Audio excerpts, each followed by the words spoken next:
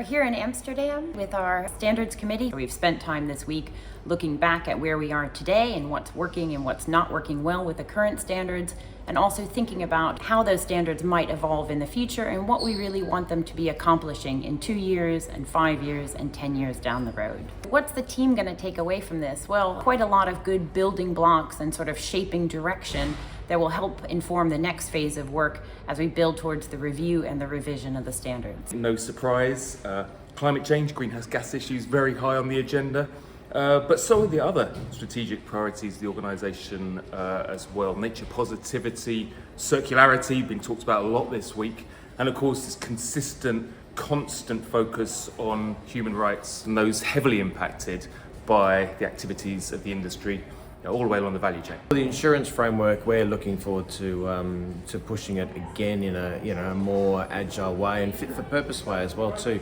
and most importantly very risk-based, risk focus. And there was general agreement in the room about that as where we're taking it with respect to focusing more efforts on our high-risk entities and really addressing the needs of our external stakeholders and also the value piece for our members too. Well, the key challenge for me, of course, in this meeting is the biodiversity issues. We have a very constructive and good team. Everybody is listening to each other and respecting each other. We are not really discussing should this be more this or more that. No, it's more the principles that we are talking about. I like it. Great learning opportunity for everyone.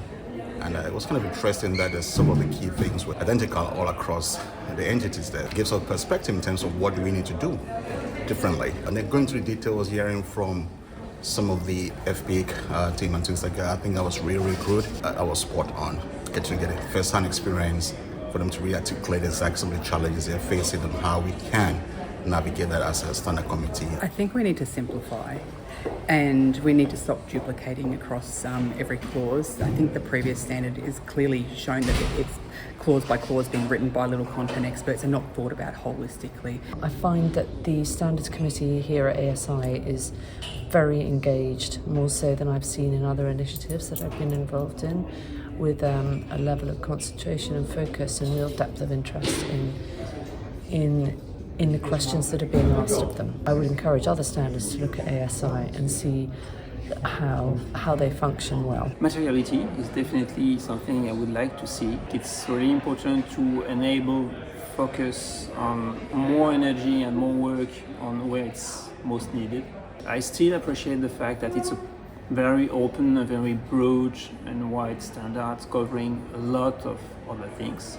The great thing about the Standards Committee is you have the opinions and the voices and the experiences of folks from the full value chain as well as civil society, and there's no other opportunity that I'm aware of for our sector where that actually takes place. And I think ASI did a great job in getting together a completely diversified group of people, both different backgrounds, but also in terms of experience, and really structuring the process, like doing it in a multi-step, multi-level way. I think what I enjoy most about these meetings is that opportunity to take a very deep dive into some heavy topics and have that real discussion. And I think what I appreciate a lot and what I've reflected on this week is having that multi-stakeholder view in the room, because it does bring in an alternative perspective that I haven't considered myself before, and I think you see with other people as well that they get a new perspective as well. And it's exciting to kick off the new standard process and the revision process. I'm coming out of this quite hopeful to see what's coming in the future and being part of that. I'm keen to work on the informal waste collection work as part of the circularity and extended producer responsibility work of ASI, to work together how we can see if we can give the waste pickers or scrap pickers of aluminium a better voice as part of the ASI certification schemes. This meeting is really interesting. It includes a very diverse group of stakeholders that spans across both the primary industry, secondary industry, civil society groups, and also indigenous people. That really helps us to better understand how much are the diversity in the impact categories that ASI is able to cover. It is really surprising for me to see that climate change is not the only issue that has been covered. People talk about climate change, emissions, but also the impacts that are from climate change on the local society. I think that drives more and more efforts and activities and attentions from the upstream to better manage their impact and emissions. Really, it was a wonderful 3-day session for me. I like it very much. And it was full of learning. The most interesting part was the approach, the way we are moving. The ASI team has really done a wonderful pre-work in actually organizing three-day session, and it was really appreciable. The whole team has done lot of efforts. The way the time management was done, it was really appreciable. Prior to my coming to this meeting, I have been privileged to be one of 4 people that the ASI have nominated to participate in the EPIC guidance document, and together with colleagues from India and then from Australia and an expert from Sweden, we're able to develop the guidance document. I've also had the opportunity to learn from people from the industry. It's been a very, very, very, very good meeting. And I think that I'm going to Ghana a better informed person. I personally see myself, then there is also a responsibility lying on me on behalf of my community or the indigenous communities back home in India, that I represent their aspirations, their desires and hopes, that what they want the companies and the business to behave like in their own places. So that aspiration of the people that I see coming in the process of the ASI standard.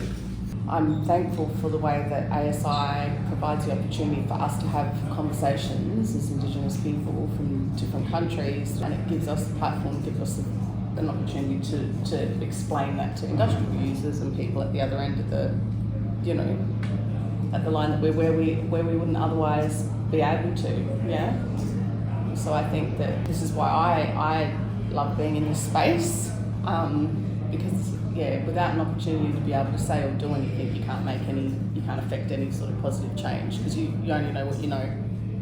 We are civil society, indigenous people. We are look for our interests, our best interests.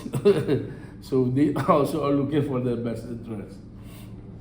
But we see we can get along with them. Also, the face-to-face meeting with the Standard Committee is important.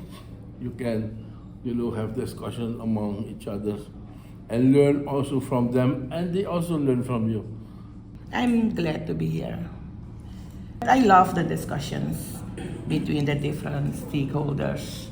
It gives me a power as a woman, and I observe a woman in the meetings, and I saw how she can truly discuss hard, and I like it.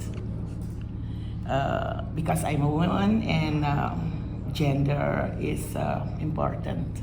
That we also as women can deal with these meetings. There will always be challenges everywhere, but there are also solutions. ASI, also we as the EPAF members will become stronger and better every day.